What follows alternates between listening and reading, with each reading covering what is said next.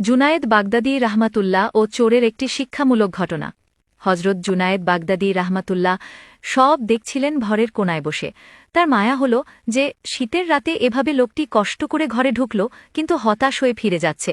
চোরও যখন সিধের কাছাকাছি, তখন জুনায়েদ বললেন, এই দাঁড়াও।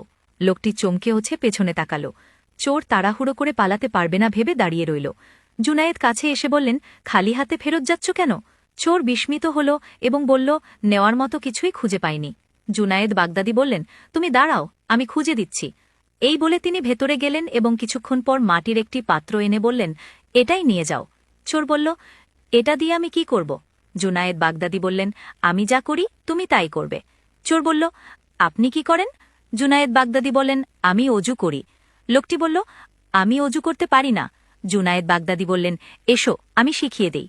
অজু শেখার পর সে বলল, অজু করে আমি কি করব? জুনায়েদ বাগদাদী বললেন, আমি যা করি তুমিও তাই করবে। লোকটি তখন বলল, আমি তো নামাজ পড়া জানি না। জুনায়েদ বললেন, এসো আমি নামাজ শিখিয়ে দেই। তিনি জায়নামাজে দাঁড়িয়ে লোকটিকে পাশে দাঁড় করালেন এবং নামাজ শেখালেন। এরপর দোয়া করলেন, হে আল্লাহ, তাকে জায়নামাজে দাঁড় করিয়েছি, আমার এইটুকুই ক্ষমতা ছিল, আমার ক্ষমতা এখানেই শেষ। তার মনের উপর আমার কোনো ক্ষমতা নেই, কিন্তু তোমার ক্ষমতার শেষ নেই। তুমি তার মনকে পরিশুদ্ধ করো, পাপ কাজ থেকে বিরত রেখো। দোয়া শেষ হবার পর লোকটি হাউমাউ করে কেঁদে উঠল।